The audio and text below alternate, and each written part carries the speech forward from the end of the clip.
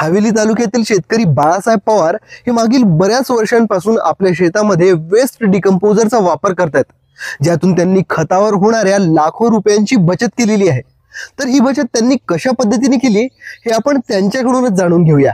पूर्वी आहे ना, युरिया टाका, DAP टाका, तुमचं 10-26 टाका, म्हणजे जे रासायनिक खते ते सगळी टाकावं लागायची। त्याच्यावरती लय खर्च व्हायचा। साधा कृषी अधिकारी वाळुंकर सर त्यांनी आम्हाला हे प्रत्येक शेतकऱ्याला थोडं थोडं दिलं आणि त्याची माहिती सांगितली, बनवायचं कसं, का वापरायचं कसं, ज्यांच्याकडे ड्रीप नाही त्यांनी कसं वापरायचं, ज्यांच्याकडे ड्रीप आहे त्यांनी कसं वापरायचं, ही सगळी माहिती सांगितली। 80 प्रकारचे जीवाणू आहेत। ते जीवाणू जमिनीचा पोत वाढवतात, म्हणजे जमिनीची क्षमता वाढते। कसं असतं, आपल्या जमिनीमध्ये खत चिकार आहे पण ती पडून राहतात, कारण जमिनीचं व्यवस्थित नसल्यामुळं पडून राहतात। पाणी जास्त होतं, फेर पालट नाही पिकाची, याच्यामुळे ते पडून राहतात। वेगळ्या खताची गरज नाही, फक्त हे जीवाणू जमिनीत सोडलं ना, थोडक्यात ते जमिनीला जीवदान मिळतं याने।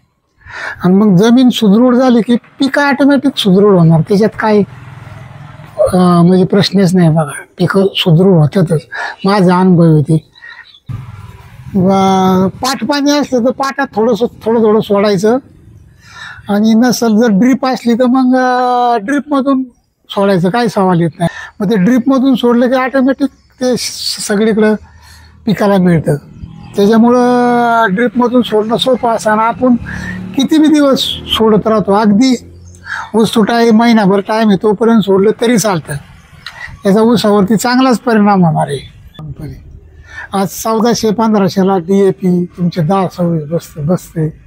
एकरी 4 जरी म्हटलं टाकायची तर साधारणपणे 5-6 हजार रुपये ते एका डोसाला जातात। युरिया 300-4 रुपयाच्या आसपास आहे। अजून म्हणजे सगळीच खतं महाग झालेली आहे, त्याच्यामुळे ते खर्च खतावरती जास्त होतो अगदी। आणि पूर्वी मी खत टाकून जो मला पिकावरचा फरक दिसायचा, त्याच्यापेक्षा जीवाणूमुळं फरक चांगला दिसतोय मला। आणि हे एकदा बनवलं की काय, थोडंफार शिल्लक ठेवायचं, परत त्याचा आपण बनवू शकतो, परत वापरू शकतो, परत बनवू शकतो। त्याच्यामुळे एकदा बनवलं की ते कायमस्वरूपी राहतं, आणि ह्याला एक्सपायर तारीख नसते। हे एक्सपायर कधी होत नाही, फक्त त्याचं साठवण सावगीला करायची। 200 लिटर पाणी घ्यायचं, त्याच्यात 1 लिटर हे कल्चर टाकायचं, आणि 2 किलो गूळ, नैसर्गिक गूळ, आणि 3 ते 4 लिटर ताक, दुधापासून जे बनवतो का आपण ताक, ते ताक टाकायचं। आणि दिवसातून 2 वेळा त्याला असं हलवायचं, हलवता की नाही गाडळाचा काटा फिरतो का, अशा पद्धतीने हलवायचं। आणि त्याला उन्हामध्ये डायरेक्ट उन्हामध्ये ठेवायचं, नाही सावलीमध्ये वाढवायचं, मग त्याची वाढ चांगली होती। एका टायमाला 400-500 रुपये खर्च येतो तरी, पण ते एक बॅरल तयार झालं की जवळजवळ 4 एकराला पुरतोय ना। मग असं रासायनिक खत 4 एकराला टाकायचं म्हणलं ते खर्चाचं आणि ह्या खर्चाचा बराच फरक होतो ना, तफावत। त्याच्यामुळे हे स्वस्तही बसतं आणि चांगल्या प्रकारचं आहे। मित्रांनो, उत्तर प्रदेशमधील गाझियाबाद येथे सेंद्रिय आणि नैसर्गिक शेतीचे संशोधन केंद्र आहे।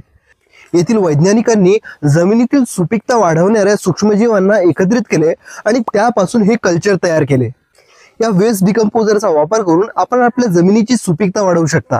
आज बाळासाहेब पवार सारखे अनेक शेतकरी हवेली तालुक्यामध्ये वेस्ट डिकम्पोजरचा वापर करतात आणि खतावरील होणाऱ्या खर्चांचे लाखो रुपये वाचवत आहेत। सेंद्रिय पद्धतीने जमिनीची सुपीकता वाढवत आहेत।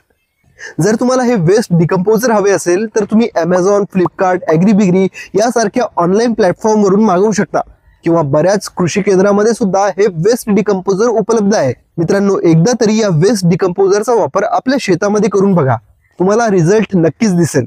जर तुम्हाला हा व्हिडिओ आवडला असेल तर नक्की लाईक करा। अशा पद्धतीचे आणखी व्हिडिओ बघण्याकरिता आमच्या चॅनलला सबस्क्राईब करा। जय शिवराय, जय महाराष्ट्र।